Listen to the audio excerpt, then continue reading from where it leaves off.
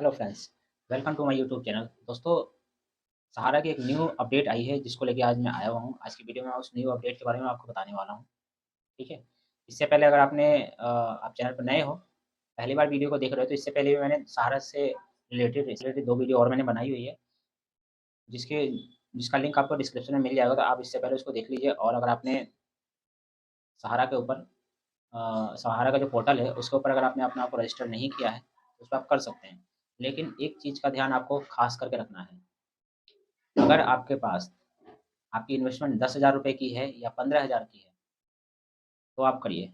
इससे ज़्यादा की है तो मैं तो आपको सलाह नहीं दूँगा कि आप करिए। बाकी आप अपने रिस्क पे कर सकते हैं। कारण बता देता हूँ कि जब आप इस पोर्टल पे जाएँगे, अपने आप को रजिस्टर करेंगे, तो रजिस्टर करने के बाद उसमें देखिएगा टर्म एंड कंडीशंस दी गई हैं। उस टर्म एंड कंडीशन का मैं सिंपल एक 2-4 लाइन में मैं डिस्क्रिप्शन आपको देता हूँ। आपको बाकी सारी चीज़ें उस वेबसाइट पे जाके पढ़ना होगा, ठीक है?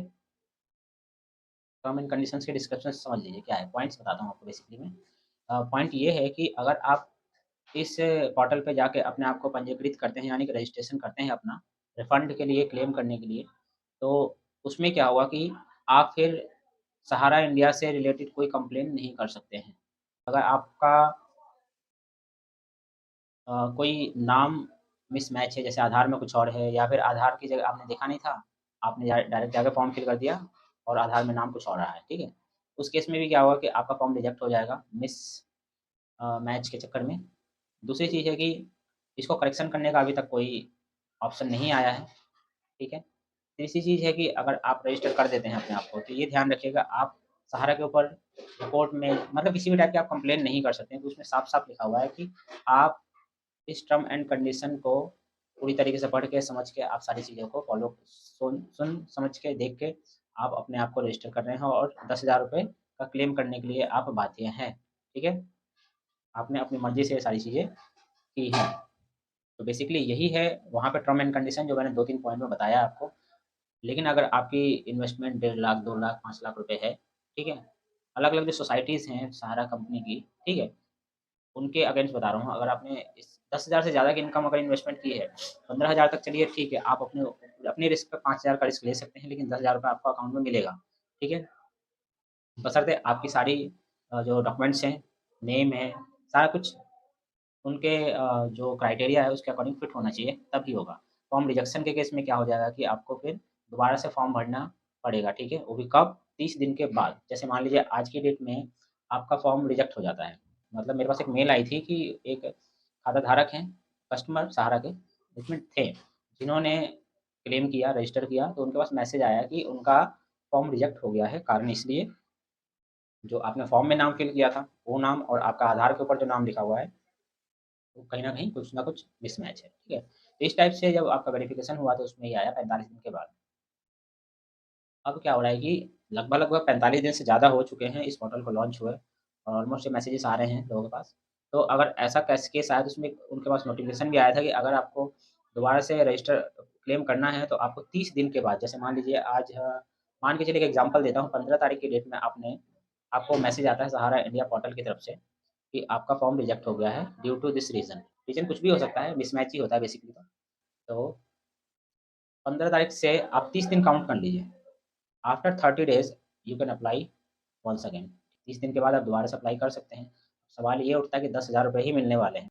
और कोई गरीब इंसान है जिसने कभी टेक्नोलॉजी के बारे में सुना ना समझा, वो तो किसी साइबर कैफ़े के पास जाएगा, ठीक है? 1000-1500 रुपए देगा। एग्ज़ाम्पल के लिए मैं मोटा-मोटा एवरेज मान के चलता हूँ, 1000 रुपए का फॉर्म फिल कर दिया उसने, ठीक है? सिंपल 500 रुपए ही मान लेते हैं, चलिए सबसे छोटा अमाउंट लेके चलता हूँ, 500 रुपए का उसने फॉर्म फिल किया।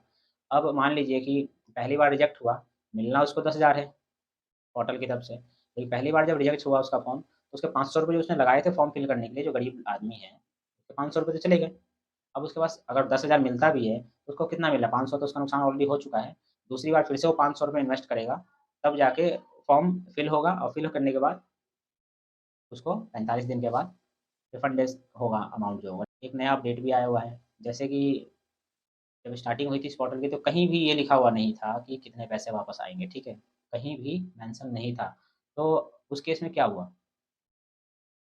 लोगों ने फॉर्म फिल करना शुरू कर दिया, सारे पैसे वापस आएँगे, सारे पैसे वापस आएँगे।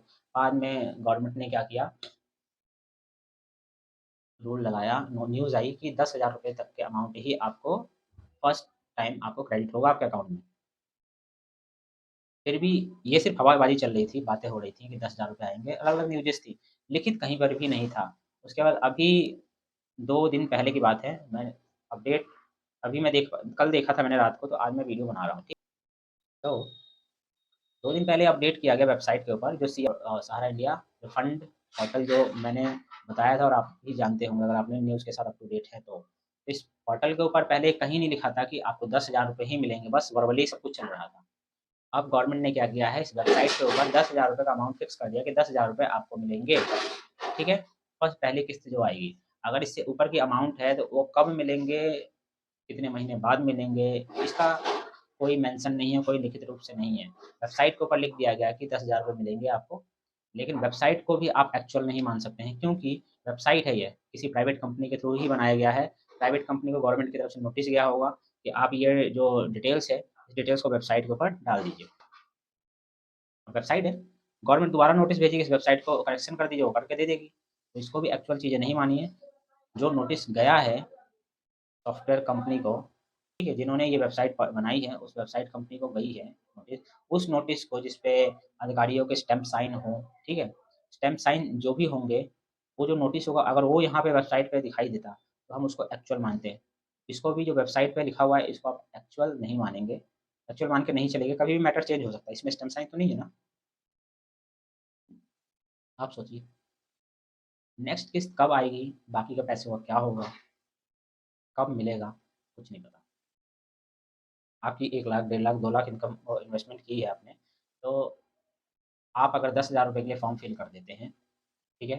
10,000 रुपए अगर आपके अकाउंट में आ जाते हैं, तो बाकी के लिए आप सुप्रीम कोर्ट को, किसी भी कोर्ट में जाके गवर्नमेंट के खिलाफ या सहारा के खिलाफ कोई कंप्लेंट दर्ज नहीं कर सकते हैं, कोई शिकायत नहीं कर सकते हैं, क्योंकि उस टर्म एंड कंडीशंस के अंदर लिखा हुआ है कि हम बीच का रास्ता निकाल रहे हैं। आपने अगर अमित शाह जी को सुना होगा उनके भाषण को, तो उन्होंने बताया था कि हमने सभी समितियों के साथ बैठ के एक बीच का रास्ता निकाला है और उसी के ऊपर हम काम कर रहे हैं। बीच का रास्ता मतलब आप समझते हैं सारी चीज़ें। पहली किस्त आनी स्टार्ट हो गई है, ऐसी न्यूज़ भी बहुत जगह आई थी। ये भी बताया गया था कि 112 लोगों को जो पैसे हैं, वो दे दिए गए हैं, ठीक है? पहुँचा दिए गए हैं, लेकिन वो 112 लोग हैं कौन? कोई लिस्ट नहीं है। मानते हैं ना इस चीज़ को? लिस्ट नहीं है।